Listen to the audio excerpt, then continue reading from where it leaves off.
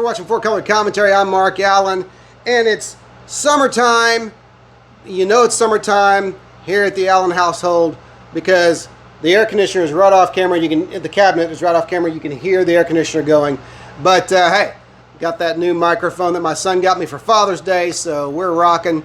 So don't try to fiddle with the dials or anything. An old man TV reference there, because the sound is not on your phone or on your computer. It's in the background. But anyway, wanted to share a haul video, the first of a series, probably of a pair or three videos.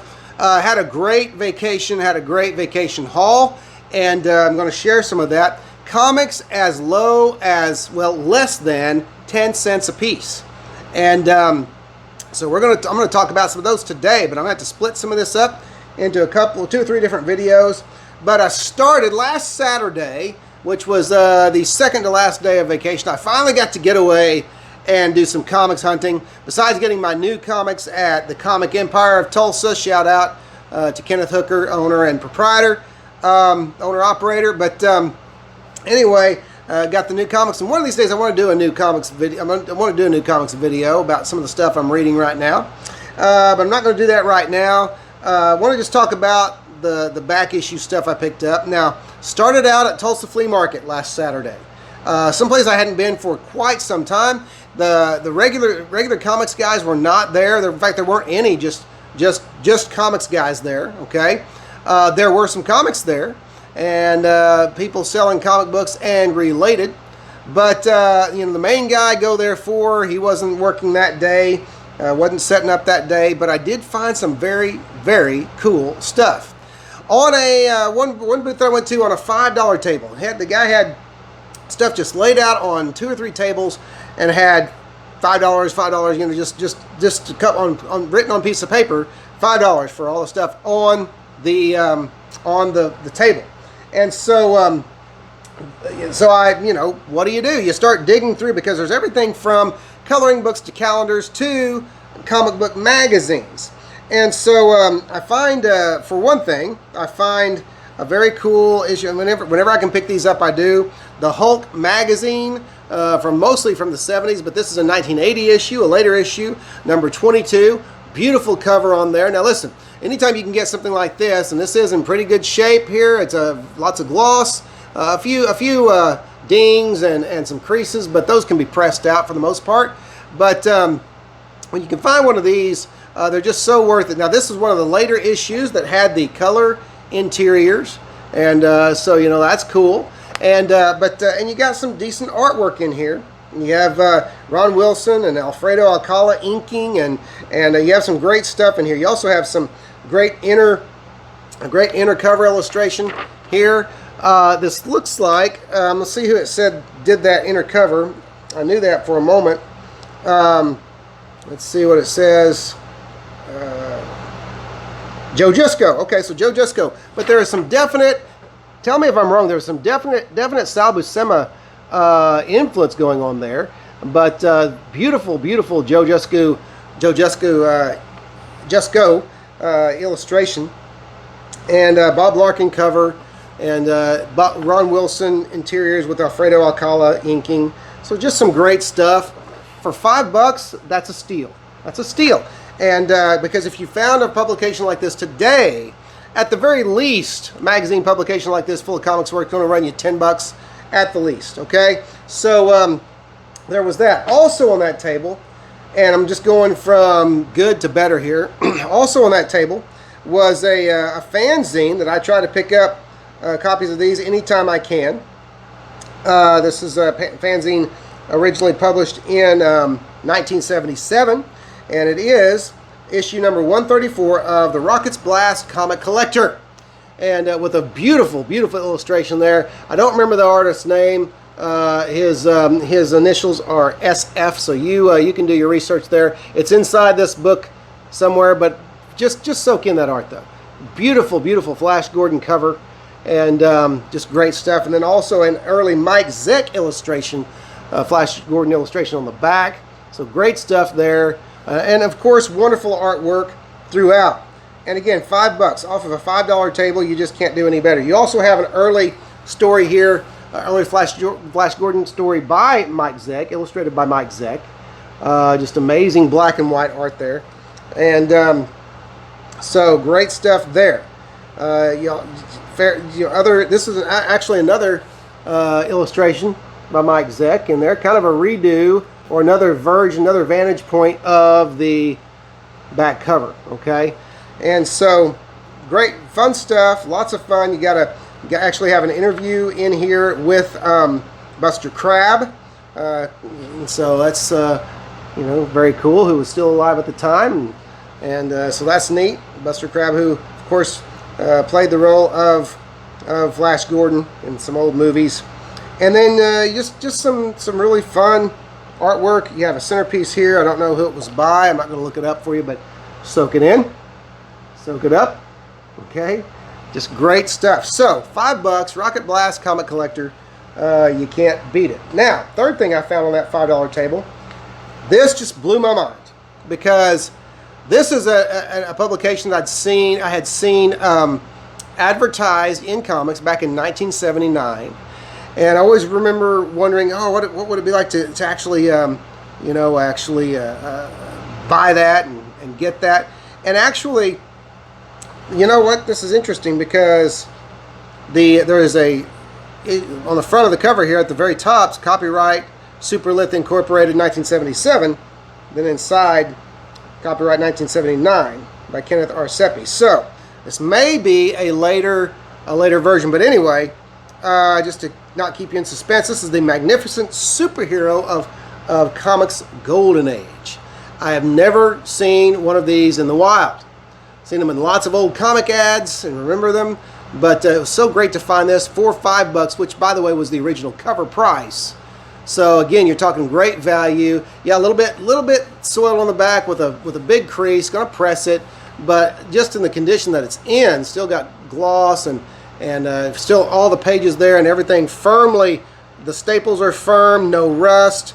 Just great stuff. So glad to find that. It is just old black and white reprints of golden age stories. Okay, but going to be lots of fun to read, lots of fun to press, and then just so cool to have it. So $5 finds that can't really be sneezed at there. Now, next, and this is probably video's not going to be quite as long as usual, because like I said, I want to chop these up.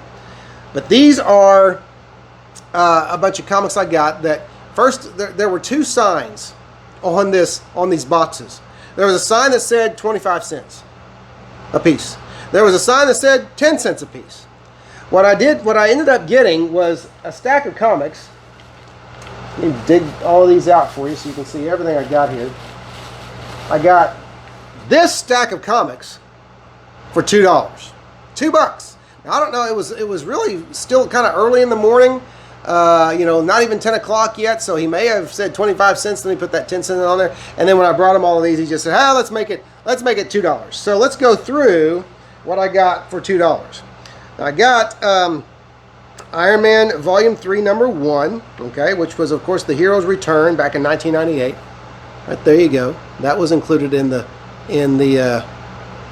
group. Now that you can see that there's some really nice gloss there. This is not a bad copy at all. Yes, you have some spine ticks in the back. I don't know if you can see those, if those translate very well, but so what? I mean, my goodness, when you're talking about a bunch of comics for $2 for a stack of comics, who's gonna cry about that? All right.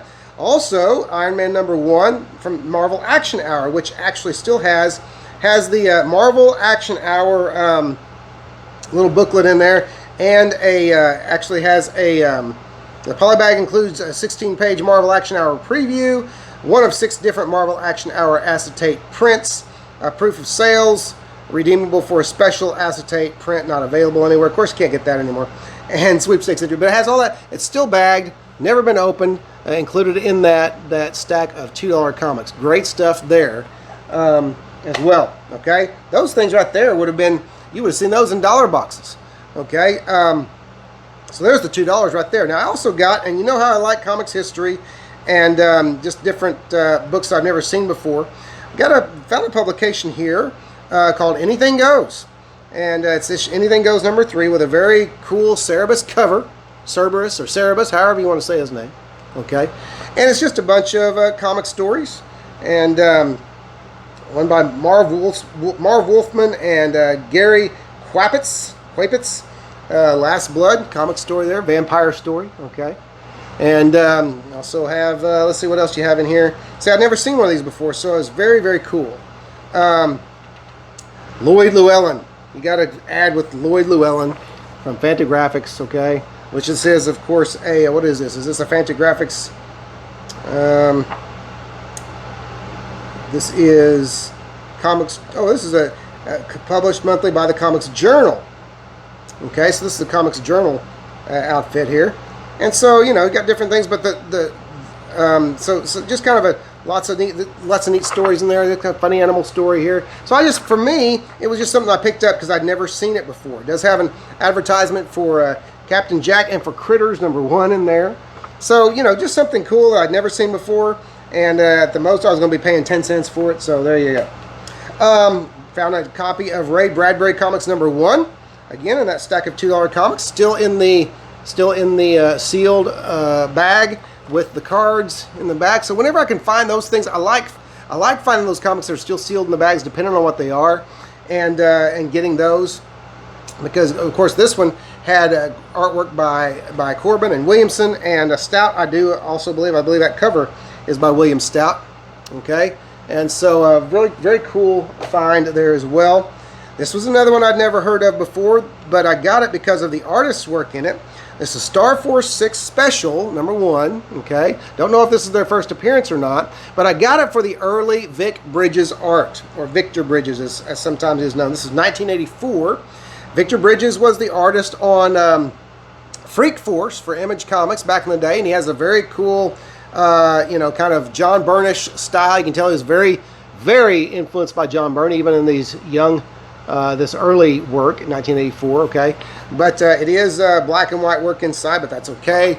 And it looks like a lot of fun. I will read that and kind of see how it all breaks down. So Star Force 6, very cool. Also found another, again, this is another indie in that stack of comics. This is by Scott Shaw, Wild Animals. Wild Animals. Scott Shaw, a name you don't hear much anymore. But he wrote a book about comics, you know, several years ago that was very popular called Understanding Comics. Is that Scott Shaw? I think I'm getting that wrong. Scratch that if I'm getting it wrong. Just count it. Well, Mark's getting old. He's over 50. But anyway, Scott Shaw, I believe that's who that artist was, or who that man was. I think he did Understanding Comics, but I could be wrong about that, and that's okay. But Wild Animals, #1, indie, just kind of an indie book with a, so just kind of a cool vibe on that one. Now, I've been trying to track these down because they're not easy to find. Not a lot of people like these. They don't think John Byrne did a good job on these, but I like the alternate telling of the story. It's Spider-Man Chapter 1, #9. It fit into my run of issues that I needed. When I get them all, of course, I will read them. But I wanted to see that his take on the classic Spider-Man stories. I know it fell flat to a lot of people, and ultimately Marvel ditched it, and I think has tried to forget it. But there it is. Speaking of Craving the Hunter, here's Marvel Tales #173, reprinting Spider-Man #34. I always pick these up as well. I like the reprinted Steve Ditko stories, especially when they're in decent shape. I'll press them and everything, because here's the thing: these are early enough reprints that they're starting to become sought after again. And so it does say Marvel's. It says a collector's item classic up there. I don't know how long Marvel Tales did that, but they did that for various issues. A couple more that I picked up just on a whim. Again, these were cheap comics, 10 cents or 25 cents, I should say, at the most, but ended up getting this whole stack for $2. You got Death, the High Cost of Living #1, which I'd never read before, and reading the first issue will tell me whether or not I want to read the whole thing. And then Sandman Mystery Theater #1, okay? And so those were also included in the stack. All of these decent, really nice shape, okay? Fairly nice shape. Infinity War #1, which is one that, strangely enough, has started heating up because of the first appearance of all those doppelgangers in there, okay? The evil doppelgangers of the Marvel heroes. I always like the very cool Ron Lim gatefold cover, if I can do the whole thing here. Okay, so there you go. I I always liked Ron Lim's work. He's a great artist. I enjoy his work a lot. Got Infinity War #3. Didn't get #2. Couldn't find it. #4. Okay, and all these have that, or at least 4 did have that, the big cover as well. And #2, did #3 have that? It did. Let's just go ahead and fold these out for you. Okay, so you got some great Lim artwork there, and some great goings on having to do with the Infinity Stones, and then Infinity War #5, which I believe led into Infinity Watch, the series after that, which I never read a single issue of. But anyway, so those were also in that stack. And included in this stack, Marvel Age #36. Of course, these go again to my love of comics history. I love going back and reading those. Marvel Age #37, the 25th anniversary celebration begins. Wonderful. That's either inked by Byrne or layouts by Byrne. I'm not sure who finished it out, but you can tell that Byrne had a hand in it. When you look at those faces, you can see John Byrne's influence there. Okay, that was #37. Marvel Age #39. Okay, Marvel Age #34 with a great G.I. Joe cover and Meet the New Joes. Who knows? That may be hot too. There's so many things these days that have become hot. It's hard to keep track, but you may have some first appearances of some new Joes there. I don't know. Okay, Marvel Age #35. Got the staff of Marvel there on the front. What is that? Full color photos of your bullpen favorites. Of all your bullpen favorites. Well, let's see. Oh, sure enough. They weren't doing them in black and white anymore. Let's see. You got Sid Jacobson, Larry Hama. Well, I don't know who Sid Jacobson is, but there's Larry Hama. Okay. Larry Hama, great writer whose run I'm trying to complete on his and Adam Kubert's run. I'm trying to complete on Wolverine again. Archie Goodwin. There you go. There's Archie. Archie's actually from Tulsa, Oklahoma. My hometown. Let's not go through all of those. Let's find some. Well, that's it. Okay, so you got an article there on Firestar, New Mutant on the horizon, and so good, cool stuff there in Marvel Age #35. Marvel Age #45. Okay, with the Mephisto cover, and then going to that Wolverine run I was talking about, Wolverine #92. Again, very cool Adam Kubert art. I've already talked about that run that I'm trying to chase down. I'm not going to talk any more about it. And then lastly, included in this stack of comics for $2 is the first print of Superman the Man of Steel #18, which is, of course, an early appearance of Doomsday. And nice shape. Great to have. And so anyway, that's the first part of my vacation haul. Cool stuff. All of that you just saw, besides the magazines, $2 for all of it. You can't beat it. Can't beat prices like that. But anyway, may your finds be just as amazing. May your luck out there as you hunt for your prized back issue comics. May your luck be fantastic. And as always, I say thank you for watching. If you haven't subscribed, do so. And hit that subscribe button and the bell notification so you know when I put out a new video. Otherwise, thanks for watching 4Color Commentary, and we'll see you next time.